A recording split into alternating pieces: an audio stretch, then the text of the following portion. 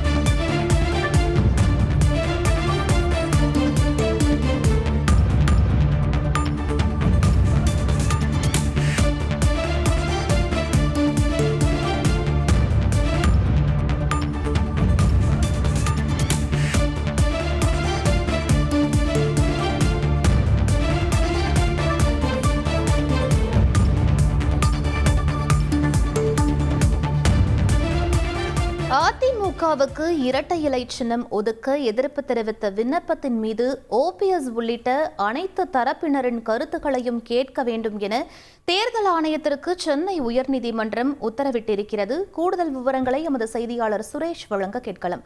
வணக்கம் சுரேஷ், இந்த வழக்கின் பின்னணி என்ன, மேலும் இந்த உத்தரவு தொடர்பான முழு விவரங்கள் என பதிவு பண்ணுங்க.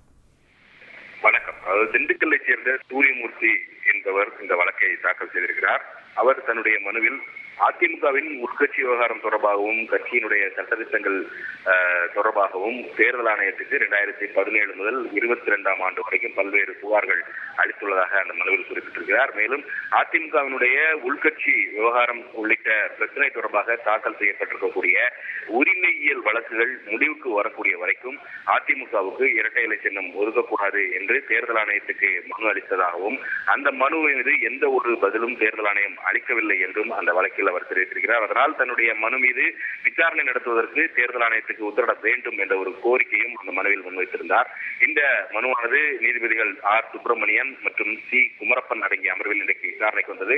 அப்போது தேர்தல் ஆணையம் தரப்பில் ஆஜரான வழக்கறிஞர் சூரியமூர்த்தியினுடைய அந்த மனு தொடர்பாக அதிமுகவுக்கு நோட்டீஸ் அனுப்பப்பட்டு பதில் கிடைக்கப்பட்டிருக்கிறதாகவும் இது சம்பந்தமாக விரைவில் முடிவெடுக்கப்படும் என்றும் விளக்கம் அளித்தார்.